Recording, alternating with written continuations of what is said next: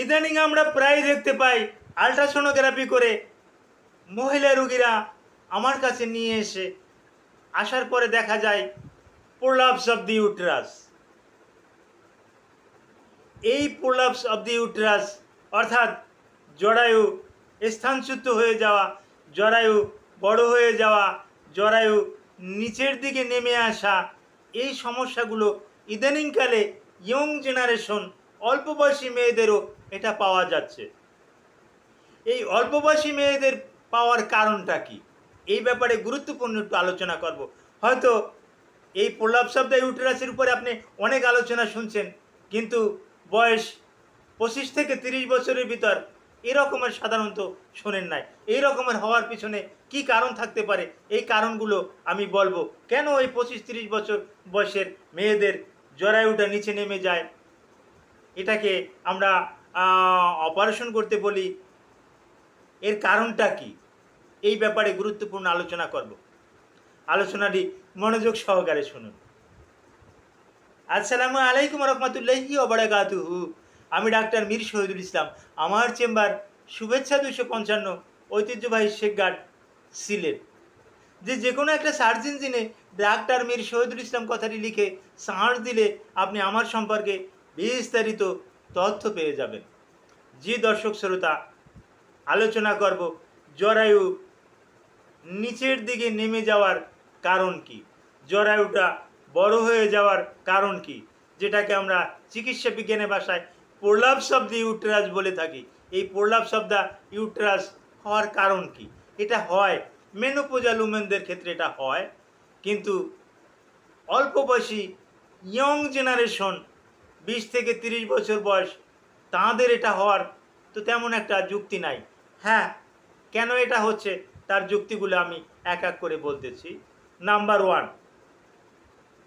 One, অল্প বয়সে মা হওয়া।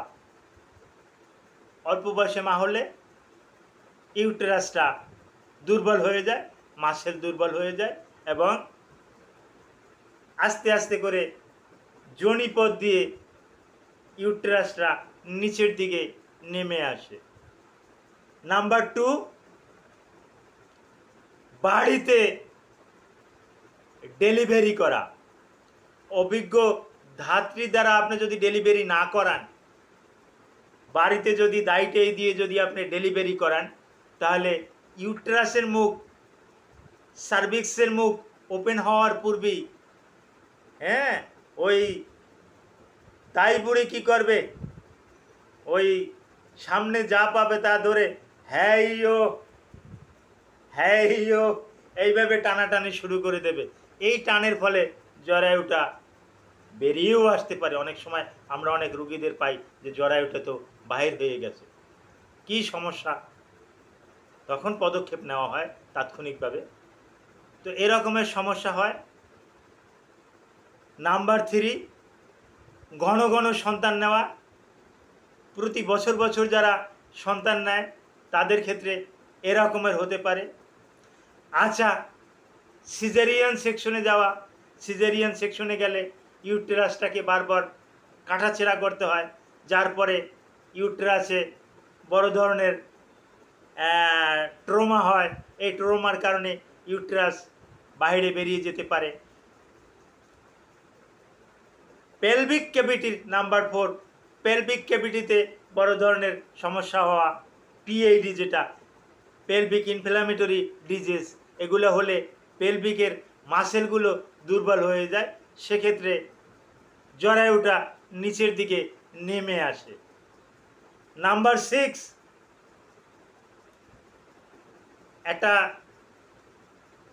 আমরা একটা কাটা দেই যেটা ইপিউসিওটমি। বাচ্চা ডেলিভারির সময় যৌনাঙ্গের কিছু অংশ আমরা কেটে দেই, কিন্তু গ্রামে ডেলিভারি হলো, যৌনাঙ্গ কেটে দেওয়া হলো না, অটোমেটিক্যালি ছিঁড়ে গেল, হেব্রো ছিঁড়ে গেল। এই হেব্রো ছিঁড়ে যাওয়ার পরিপ্রেক্ষিতে ওখানে আর রিপেয়ারও করা হলো না, যার পরিপ্রেক্ষিতে ওখানে তো ইনফেকশন লেগেই আছে, এটা আর ভালো হচ্ছে না। পরবর্তীতে এটা দক্ষ হাতে চিকিৎসা না করলে এটা আর ভালো হবে না। আর আমাদের দেশের মহিলারা তো একটু লাজুক স্বভাবের, তারা ডাক্তারের কাছে যেতেও চায় না এবং পুরুষ ডাক্তারদের কাছে এগুলো বলতেও চায় না, যার জন্য তারা কিন্তু এই সমস্যার ভিতরে তারা কিন্তু থাকে। Number 7, uterus fibroid. ইউটেরাসে যদি টিউমার থাকে, ইউটেরাসে যদি ট্রমা থাকে, তাহলেও কিন্তু এরকমের কিন্তু সমস্যা হয়। জরায়ুটা বড় হয়ে যায়, তখন কিন্তু নিচের দিকে নেমে যায়। আর উপদেশ কি, কিছু উপদেশ দেই। যাদের এই জরায়ুটা নিচের দিকে নেমে যায় তারা হাই কমোড ব্যবহার করবেন, লো কমোড ব্যবহার করবেন না, প্যান ব্যবহার করবেন না। তারপর তারা অবেসিটিয়ান হবেন না, শরীরের ওজনটা নিয়ন্ত্রণে রাখবেন। তারপর নিচে বসে কোনো কাজ টাজ করবেন না, চেয়ারে বসে কাজ করবেন। এতে করে আপনার জরায়ুটা নিচের দিকে গড়াতে পারবেন না। তো এই জরায়ুর প্রলাপস অফ দ্য ইউটেরাস বা জরায়ুর নিচে যাওয়ার ব্যাপারে যদি আরও কোনো তথ্য আপনাদের জানার ইচ্ছে থাকে, আরও তথ্য আছে, এই তথ্যগুলো আমাকে সরাসরি হোয়াটসঅ্যাপে কল করতে পারেন, আমাকে ইমোতে কল করতে পারেন, ভিডিওর কমেন্ট বক্সে কমেন্ট করতে পারেন, আমি জানিয়ে দেব। Thank you all.